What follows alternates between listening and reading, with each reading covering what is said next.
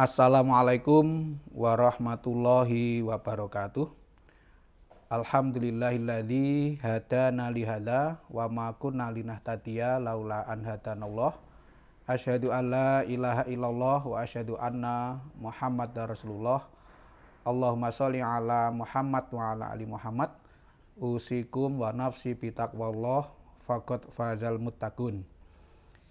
Pemirsa Mimbar Unima yang berbahagia, kali ini saya akan meneruskan gerakan Islam berkemajuan. Pada waktu-waktu yang lalu, saya sudah menyampaikan tentang Muhammadiyah sebagai gerakan dakwah. Kali ini saya akan menyampaikan Muhammadiyah sebagai gerakan tajdid. Tajdid adalah pembaharuan yang ditujukan dalam rangka memudahkan pengamalan ajaran Islam. Nah, dengan tajdid itu harapan kita, harapan persyarikatan, ajaran Islam yang sudah baku itu akan mudah diamalkan oleh siapa saja dan kapan saja dalam situasi budaya yang semakin maju dan semakin berkembang. Nah, selain itu, tajdid juga merupakan konsekuensi logis dari Muhammadiyah yang mengamalkan ajaran Islam yang hendak mencerahkan umat manusia, mengubah dari kegelapan menjadi cahaya yang terang benderang. Nah, maka tajdid ini menjadi ciri khas gerakan Muhammadiyah.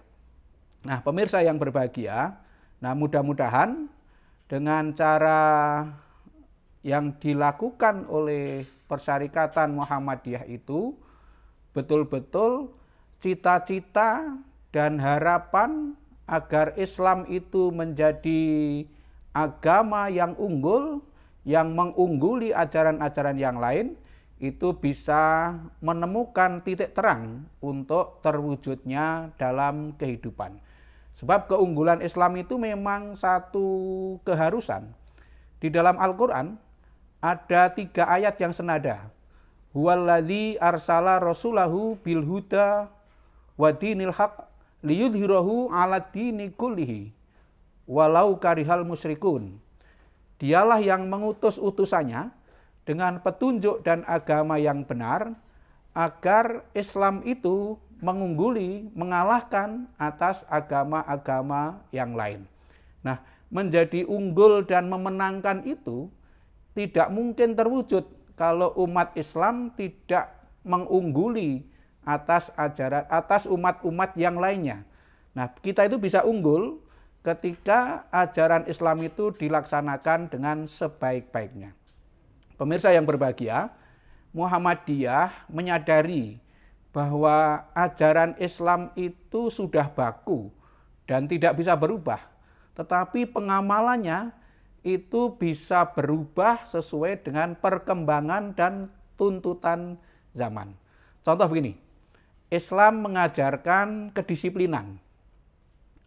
Nah, itu bakunya Islam mengajarkan agar umat Islam itu berlaku disiplin. Tetapi cara mendisiplinkan orang itu tentu sangat berkembang. Kalau dulu agar disiplin itu harus tanda tangan, absen gitu. Tanda tangan daftar hadir. Nah, sekarang daftar hadir tidak perlu pakai tanda tangan lagi, sudah pakai sistem. Bahkan kalau Anda di Madinah, di Masjid Nabawi, mau masuk Raudhah itu sudah daftar pakai sistem. Itu artinya apa? Artinya ajaran tentang disiplin itu tetap.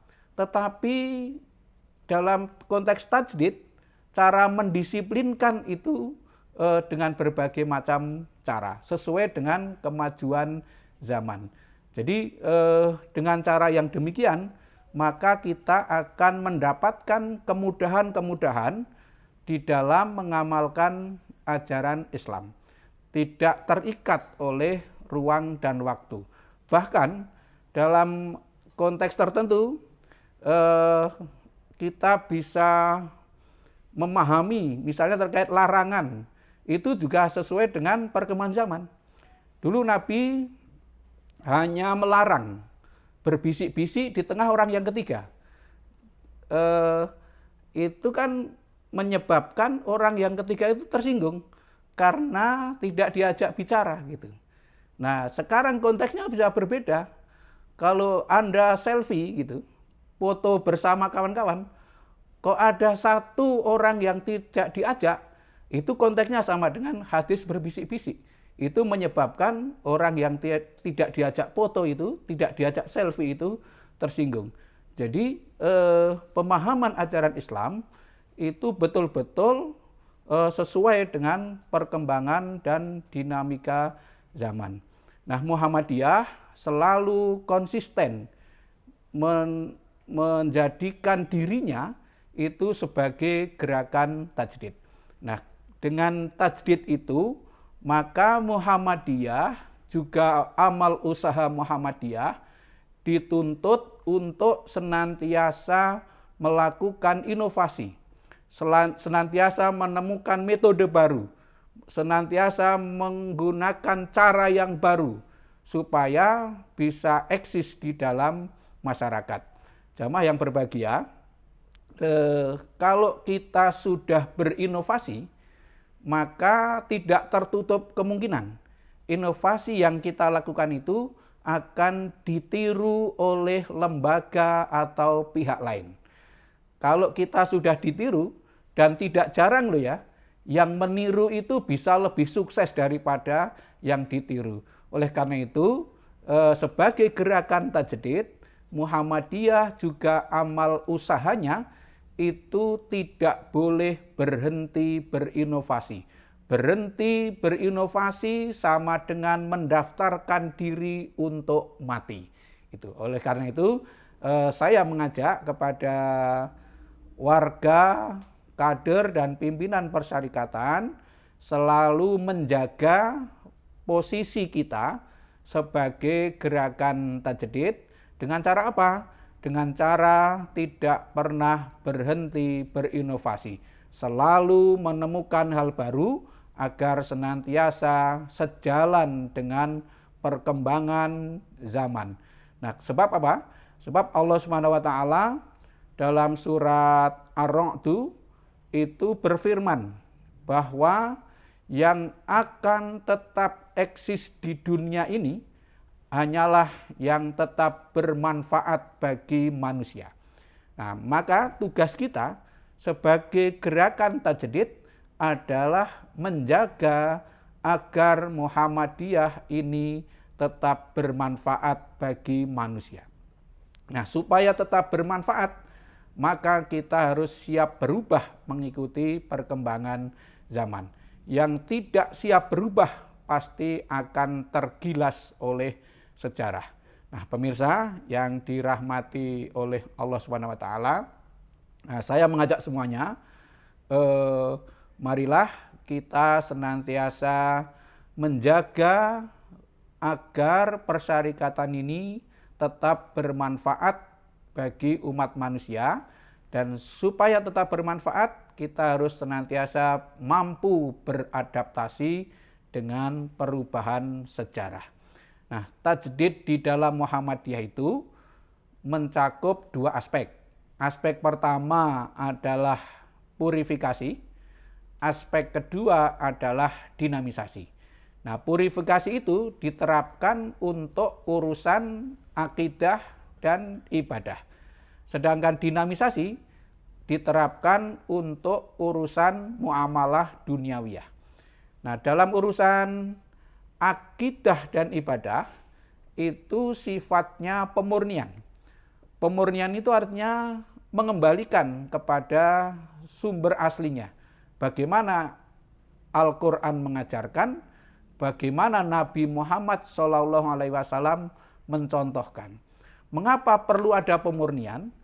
Karena di dalam kenyataannya, sejalan dengan perkembangan zaman dan pergaulan dengan budaya, maka sering kita jumpai pengamalan ajaran Islam yang terkait dengan akidah dan ibadah itu sering terjadi percampuran atau sinkretisasi.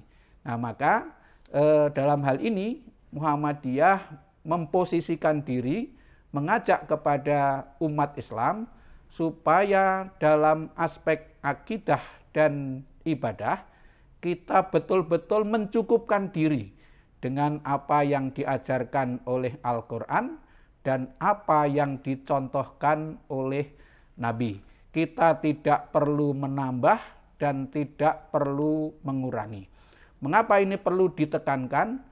Sebab dalam perjalanan beribadah itu senantiasa ada godaan-godaan. Yang godaan itu kadang-kadang muncul dari diri kita. Karena misalnya kurang marem dengan apa yang dicontohkan oleh Nabi. Nah, sehingga menambah menurut keinginan sendiri. Nah, ini tidak perlu kita teladani yang seperti ini. Kita sekali lagi dalam akidah dan ibadah betul-betul mencukupkan diri dengan apa yang dicontohkan oleh Nabi. Kita bisa menggunakan prinsip seperti yang dilakukan oleh Umar bin Khattab.